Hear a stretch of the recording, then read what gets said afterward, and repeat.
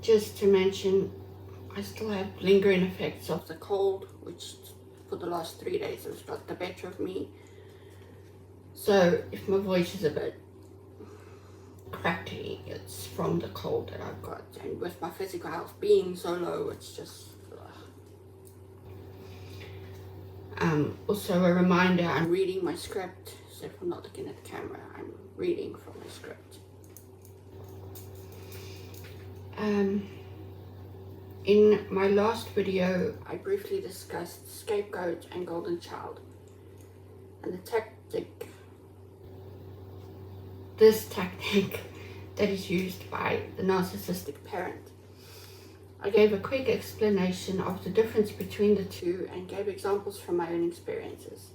At the end, I dropped the bomb on how the narcissist parent doesn't even love the golden child, and I mentioned how each child only serves the purpose of the narcissistic parent. I do apologize, I am struggling to read my own handwriting yet again. Please bear with me. In this episode, I want to elaborate more on this from my own experiences and observations while living in that house. I'm going to start with the golden child, my sister. My sister's role and purpose was to be the trophy child. She was the one who served as the visual proof that the woman who birthed me is an amazing, amazing parent. This helps to maintain the image of the woman who birthed me, and when the scapegoat, me, began to see the woman who birthed me for who she is and started to confront her on things more in my older time,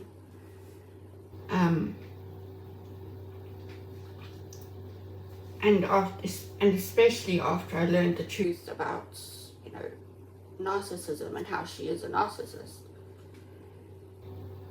And I started to expose her and her toxic behavior. The woman who birthed me then can use my sister, the golden child, as proof and reference to everyone else that me, the scapegoat, is speaking untruths and being problematic.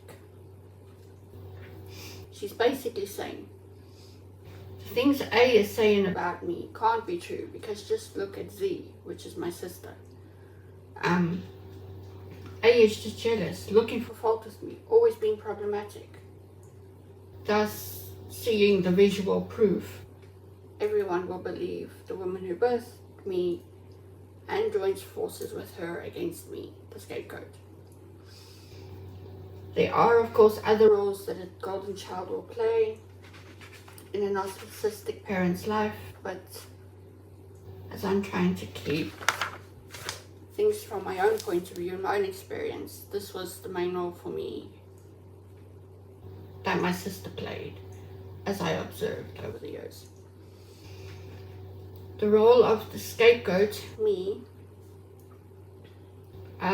the first one is pretty obvious, it's literally in the name. Yes, the main role is to be the scapegoat, a person who everything is blamed on. For example, let's say we were all driving in a car and the car breaks down. It would be my fault the car broke down. It's a silly example, but it makes my point. The other main purpose was to be the personal slave for the woman who birthed me. Whenever she wanted something, whenever she needed something, I was called and I had to do it. I didn't have a choice. I could not say, I'm busy, give me a minute, I just don't feel like doing it. I had to just do it.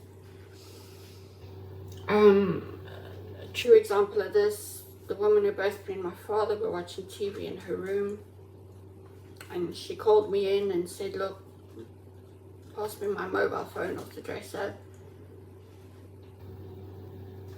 I kind of stood there and I looked at this phone and I looked where she was and I was like, well, it's less than a meter away from you and you can't just get up and get it. That was the shit that I had to do for her. And there are numerous times where things like that, and then stuff I was roped in to do against my will. Another example, I was about 5 years old, and I remember this because I remember I can still picture my memory standing on a chair doing this. I can see myself when I go back in my memory. So, which memories at the age of 5 is incredible on its own, but I remember only this because of how absurd it is. Anyway, so at the age of 5, I was taught how to make tea and coffee. And after that, every time the woman who birthed me wanted tea or coffee, I was called in and I had to do it from the age of 5 right up until I left the house and the country. It was my job. Now, thank fuck that nothing actually happened with that boiling water, because a 5-year-old and boiling water, I mean, I'm all for giving a child chores and teaching them responsibility, and I did it with my own kids, but age appropriate. You know, you can't expect a 5-year-old to pour boiling water into a cup.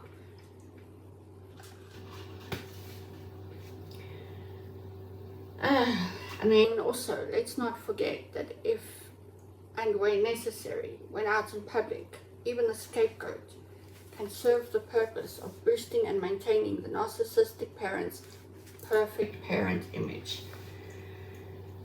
I remember countless times, especially as I grew older, if we were out in town or just out and about, we'd run into friends of hers. The woman who birthed me, during this conversation with her friend, would make up some story of how this or that happened, boasting, of course, about how she'd gone out of her way for me, and, you know, I did this for my child, and I'm such a great mom. They then turn to me and say, wow, you're so lucky, your mom loves you so much, and your mom does so much for you. And I really have no other choice but to be like, so cool. Meanwhile, in my head, I'm like, well, when the fuck did all of this happen? I wish this happened. When did this happen? Yeah, like I said, there may be other roles Scapegoat even played. For me, those were my three main roles. But if you guys have experienced golden child, scapegoat roles that I didn't mention, drop them in the comments. Let everybody know. You know, we're all here to help each other, hopefully. So now I want to talk about 3 long-term effects that came from being the scapegoat.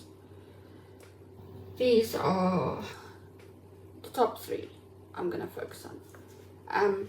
I became a people pleaser, I became an oversharer, and I became an overthinker. After I learned about domestic abuse and narcissism, and while I was in my recovery phase and looking back on my life and understanding, oh, this is why that happened, I can accept it now. I mean, it didn't take the pain away, but I can accept it and heal from it. In doing so, I realized that all 3 of these things stemmed from my desperate need for acceptance, to be liked, even to be loved. And as I wasn't getting any of this from the woman who birthed me, I started then looking at myself, you know, internalizing. What was I doing that was wrong? What made me so unlovable? Why did no one like me? You know, these kind of thoughts. I then turned inward and reflected on myself about it.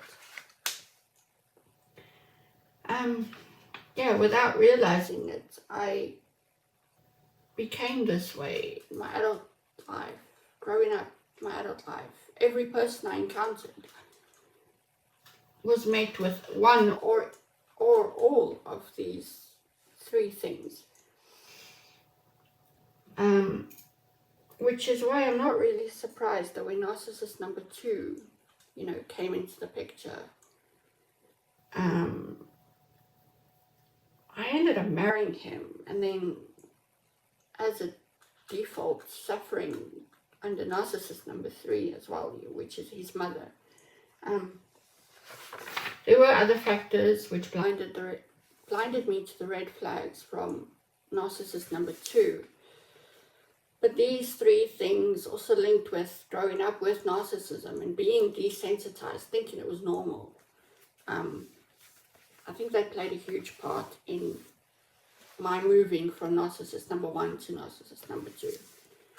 Anyway, so people pleasing. My self-reflections started at a very early age. I remember I was like 9 or 10. When I realized that the woman who birthed me didn't love me, didn't want me, I was a thorn in her side, an inconvenience to her existence. So I tried to start pleasing her in every way possible. Maybe if I did this, she'll like me. If I do that, she'll like me. She may even eventually come to love me. Being the narcissist she is, she enjoyed this. She displayed into her hands because she could then use me for her benefit. And I had come willingly.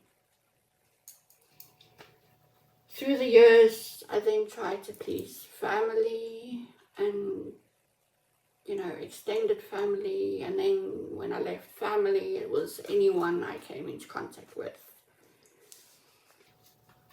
As I look back on my life, I realized that I never really developed my own sense of who I am.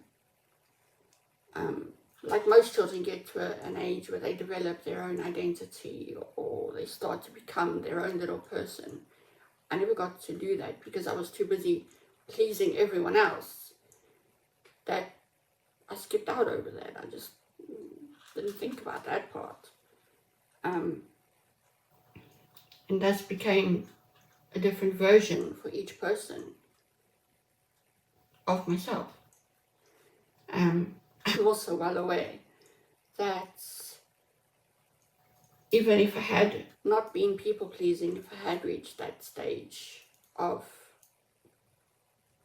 becoming my own person, creating my own identity, it would not have been allowed. And I think not the next episode, the one following, I'll probably talk about that in more detail and how every aspect of my life was controlled. And so I know that was not, I would not even have been allowed to develop an identity myself.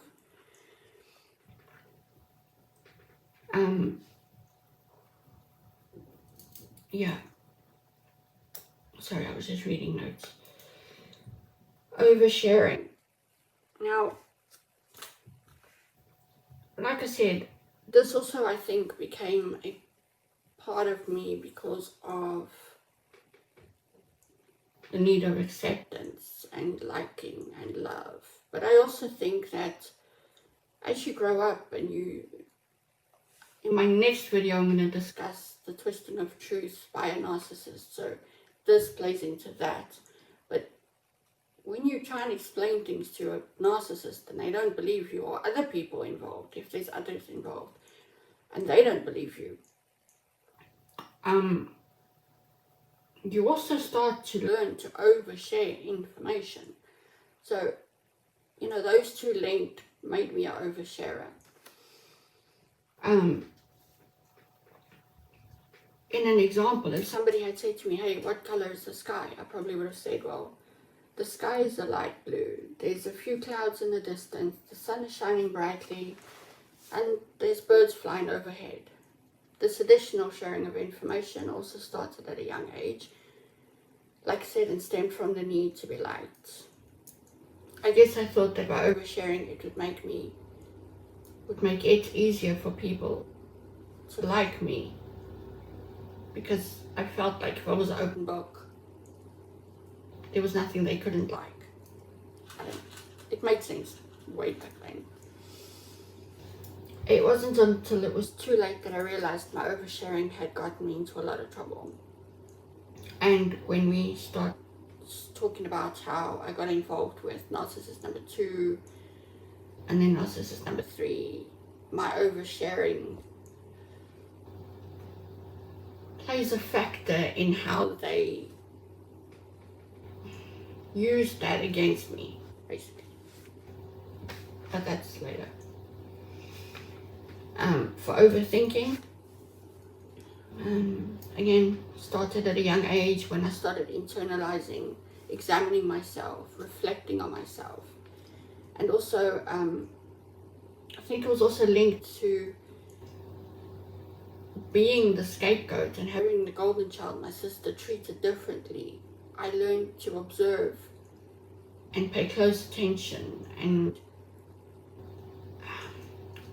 evaluate and analyze situations to figure out what did I do that's different from, or what can I do better so that I can be, those observations and analytics and all of that, as well as the self-reflections, made me an overthinker. I also grew up in an environment where I had to learn to be prepared for total chaos at the drop of a hat, because everything would be going well, and then suddenly the woman who birthed me is screaming and shouting, and this is wrong and that is wrong, and then the whole damn atmosphere was just chaotic. And 100% of that time, I knew it would end up being my fault. It was just a fact.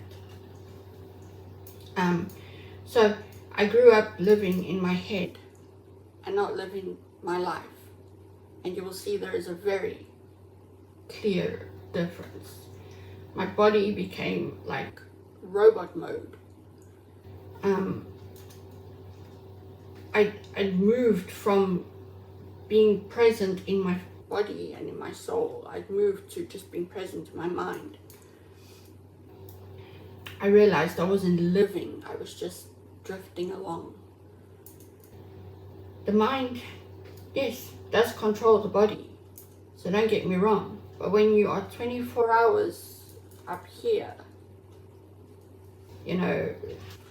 giving all your attention to your thoughts, giving all your time to your thoughts start to control everything. Your thoughts start to take control of your life. That's why I said I wasn't living, I was just drifting along with the control of me being given to my thoughts. I started listening to the voices in my head caused by myself, because I gave them so much attention. They grew louder and louder and louder. In a way, although the circumstances and after effects, mainly losing my children and the damage to my teeth, I could have done without, I am grateful to the breakdown because it gave me a chance to reset myself. It's a pity this didn't come with a time travel option, but from the breakdown I got a chance to take a break from life and truly look at myself and examine things. I got a chance to build myself, put the pieces back together, but this time how I wanted them to be, not how everyone else wanted them to be. So here's what I learned to put into practice regarding these 3 problematic areas that I mentioned earlier. People pleasing. Firstly, my path of self-discovery is still incomplete. There's some things like my teeth situation that's preventing further progress.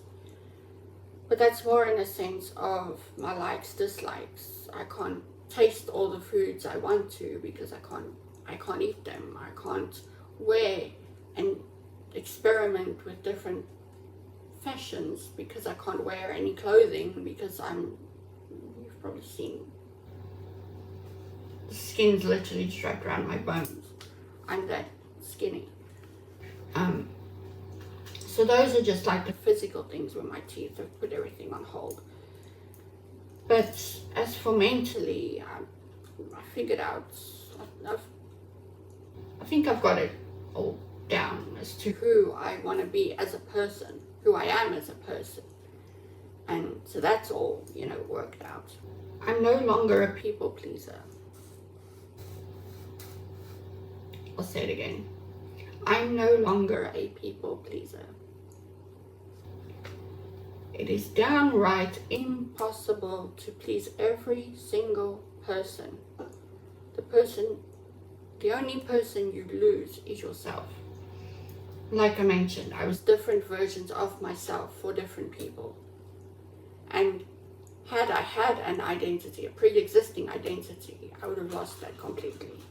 It would have been gone, because I would have changed myself so much to suit different people's wants and desires that I would have lost myself had I had a pre-existing identity. I also learned, and this is important, I don't have to try to please everyone. There are people in this world who will like you and accept you for exactly who you are, and those who don't like and accept you will never like and accept you. Nothing you do will ever be enough. You don't need those people in your life. They will just enjoy using you and making you exhausted. Forget about those people. When I was coming out of the worst part of the breakdown, I came across a quote. You could call it a light bulb moment, because for me it was that relating to this, that's exactly what it was. All this, and then my whole who I am and what I want for my life. Anyway, the quote goes, "Those who mind don't matter. Those who matter don't mind." It's powerful when you realize and understand the meaning behind it. It's so, for me, it was a powerful message that I needed to hear right at that moment. And like I said, it helped me become who I want to be without worrying about who likes me, who doesn't like me. So yeah, my current attitude right now is like, if you like me, you like me. If you don't like me, don't like me. My life's gonna go on either way.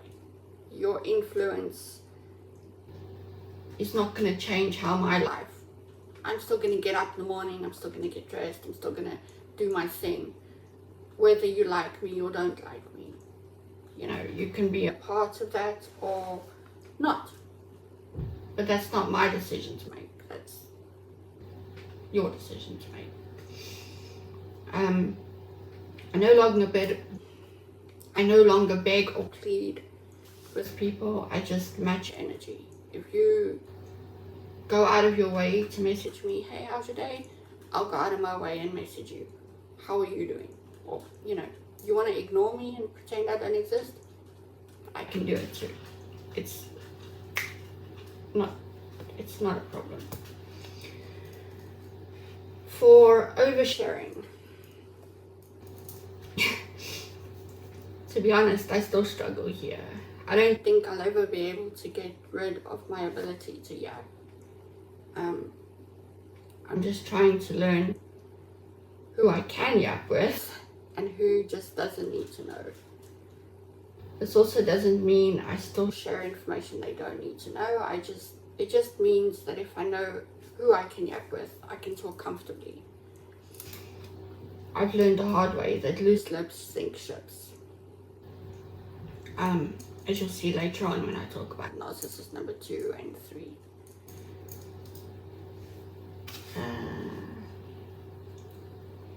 No longer oversharing doesn't mean you go completely silent. At least this is for me. I just learned who needs to know and who doesn't. Now I'm smarter about who I share information with. One thing I haven't lost is the ability to speak my mind, and surprising even to myself, I've leveled up in my sarcasm. Whether that was part of a healing or coping technique or trauma response, I don't know. I'm just way more sarcastic than I used to be. It surprises even me. If it's a serious situation, for example, like in September, October, when I was dealing with the woman who birthed me, then I'll think about it carefully. How do I respond? How can I best handle the situation? But if it's a conversation with someone I'm already comfortable with, sometimes even I'm surprised what comes out of my mouth. As the quote goes, you know that voice in your head that prevents you from saying things. I don't have that. So yeah, it just depends who I'm comfortable with, really. Overthinking, firstly, I had to train myself to get out of my head. I had to train myself not to dwell on my thoughts. I had to teach myself that my thoughts were weighing me down and drowning me. Especially since throughout my life I had so much bothering me and worrying me. I read somewhere while healing that another word I can't pronounce, visualization helps when healing, because if you picture something, you can, something to do with being able to see the image helps you overcome it or something like that. So when I talk with my kids about not bottling up their feelings, but rather expressing themselves and feeling their feelings, I use the visualization of a Coke bottle. But for the visualization, I don't know why I wrote this if I can't pronounce it. The visualization I used for getting out of my head is as follows. I pictured myself in a huge swimming pool. Gradually, a bunch of weights just came getting attached to me one by one.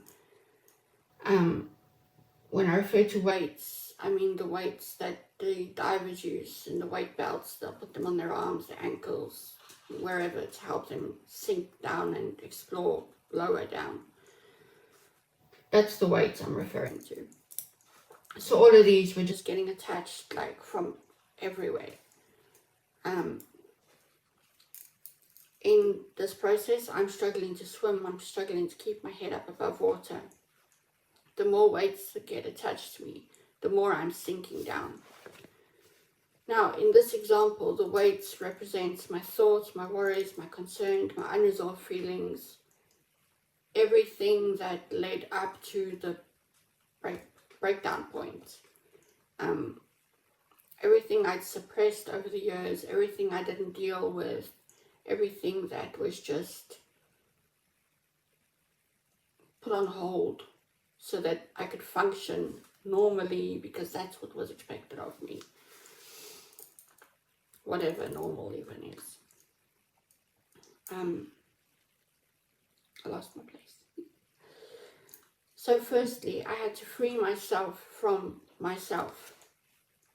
As I went through each thought and worry and feeling and dealt with these things, like I said, when I took the journey of looking back on my past and looking back and making sense of why things happened, or okay, I can understand that now. The pain I had to still deal with as a feeling, but the thought of, oh, okay, that makes sense. Now I can move to the feeling of that. And once I dealt with the feeling of that, then what came next is I filed it in a file, and I stamped it complete, and I put it in a filing cabinet. I keep it now as a reference and something that I learned from and can continue to learn from. So as I was living through all of these things, the weights just fell off. They just fell to the ground, the swimming pool ground, whatever. They just fell off of me, and the more weights fell off, the more I was able to come back up to the surface. Now, I like to use a swimming pool because that can be also like a reference for the breakdown itself. The breakdown for me was as if I was thrown into the deep end without being able to swim. And the coming back up and being able to lift my head above water, for me represents the healing process and the coming out of the breakdown and becoming a better person post-breakdown.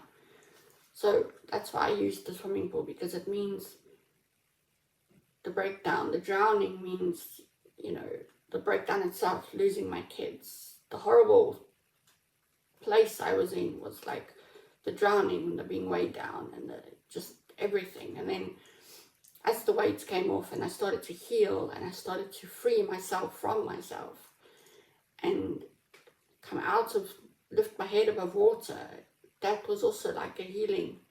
I could then finally start to heal and get out of the pool which was holding me back from life. I don't know if all that makes sense. It made sense when I wrote it down. I told you I like tea up. So now I do two things when I'm faced with a difficult situation.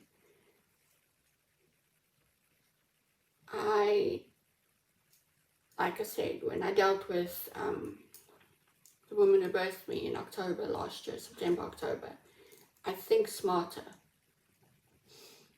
How can I best handle the situation? I tried not to fall back into old habits. I'm not saying I'm perfect. I do occasionally fall into old habits, and I want to kick myself when I think about it, because it's like, oh.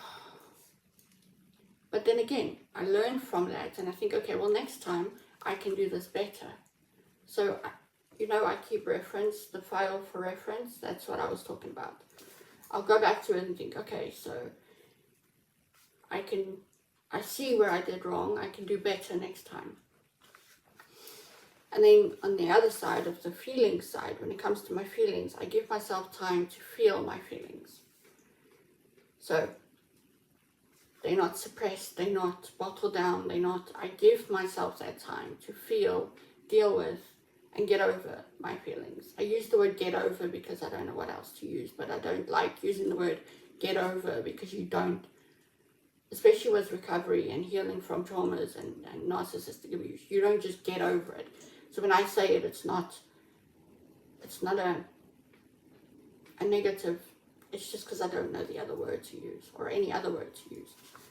But I move on from my feelings, basically, without them lingering me and holding me back and weighing me down.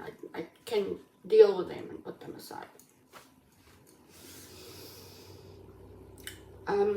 So yeah, like I said, I analyze the situation, I learn how to better deal with it next time, and I feel my feelings and I move forward.